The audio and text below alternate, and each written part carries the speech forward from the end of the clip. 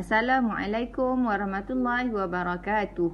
Okay, hari ini kita akan mempelajari tajuk pola nombor. Sebelum kita mempelajari tajuk ini, mari kita kenali dulu apakah yang dimaksudkan dengan pola nombor. Pola nombor ialah nombor-nombor yang disusun dalam corak tertentu. Ianya dikenali juga sebagai urutan. Corak urutan nombor boleh ditentukan dengan menambah, menolak, mendarab atau membahagikan nombor-nombor dalam urutan yang sebelumnya dengan bilangan atau nombor-nombor tertentu. Sekarang mari kita lihat apakah pola nombor. Baik ya, sekarang kita akan mulakan pelajaran mengenali pola nombor. Okey, kamu boleh rujuk buku teks muka surat 12. Okay, kita tengok contoh soalan pertama, soalan nombor 1, ada A, B dan C. Okay, kita tengok A, nilai nombor semakin besar, ini pola nombor tertib menaik. Okay, dia tambah 88 ya, tengok dia bertambah 88. Kalau menaik biasanya penambahan 10 tambah 8, tambah 8, tambah 8. Jadi nombor dia semakin besar. Cuba tengok B, yang ini pula adalah masih lagi tertib menaik, digit ratus ribu bertambah 100,000. Okey. Pola nombor di atas ialah tertib menaik 100,000, 100,000. Bermakna cuba tengok ni yang dihijaukan ni 500,000 tambah 100,000 jadi 600,000 dan seterusnya sehinggalah 900, 3,405. C pula cuba lihat yang dimerahkan ialah nombor ni dekat rumah ribu ya. Ni 7 jadi 8 jadi 9, bermakna penambahan dia ialah sebanyak 1,000. Tambahkan 1,000 tambah 1,000, 1,000, 1,000 dan 1,000. Pola nombor di atas ialah tertib naik. Okey. Okey, untuk contoh kedua, dia nak kamu susun dalam tertib menaik. Jadi kamu perlu tengok nombor yang mana yang ada beza. Cuba tengok 475,000, 495,000, 465,000.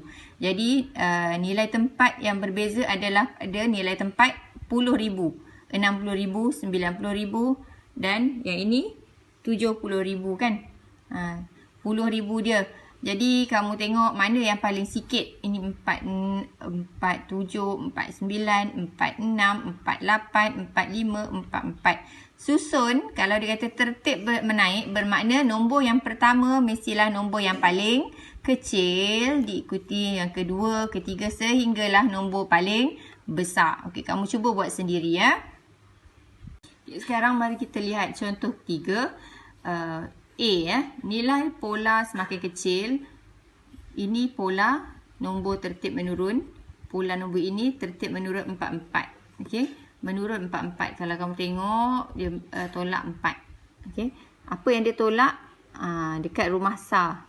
984 tolak 4 jadi 980, tolak lagi 4 dan semakin turun dan ini nombor paling kecil.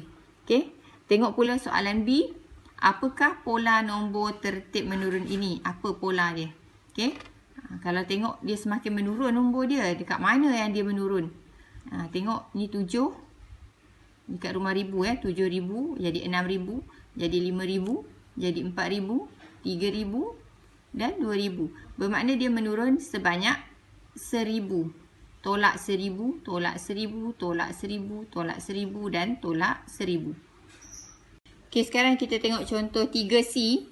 Bilang menurun 10,000, 10,000. Lengkapkan garis nombor ini. Okey, kamu boleh tengok garis nombor ni. Kamu boleh nampak dia menurun ya. Daripada 888,000, dia menurun jadi 878,000. Dia tolak 10,000. Tolak lagi 10,000 jadi 68,000. 868,000. Tolak lagi 1,000 jadi 858,164. Di sini tolak 10,000 lagi dan di sini pun kamu tolak 10,000 lagi. Kamu akan dapat jawapan dia ya.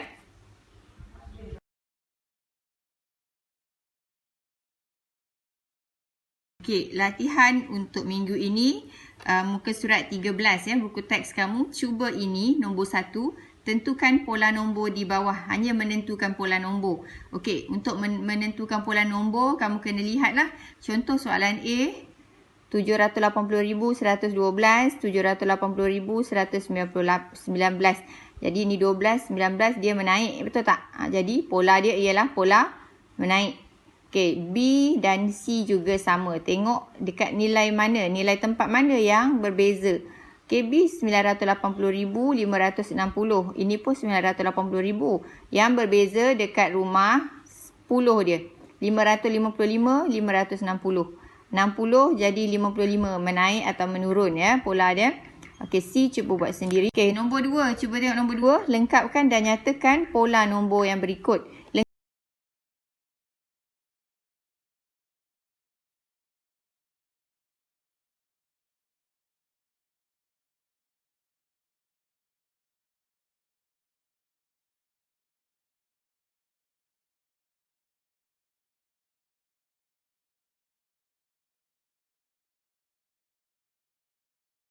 Semakin menaik, okey, semakin menurun. Jadi pola dia ialah menurun dan tentukan tempat kosong ni bermakna 900,000 tolak 100,000 jadi 800,000. Tolak lagi 100,000 bermakna 700,000. Untuk nilai tempat yang lain semua sama. Cuba tengok 59,289 semua sama. Yang berbeza dekat nilai tempat ratus ribu. Jadi tolakkan 100,000, kamu akan dapat jawapan di sini.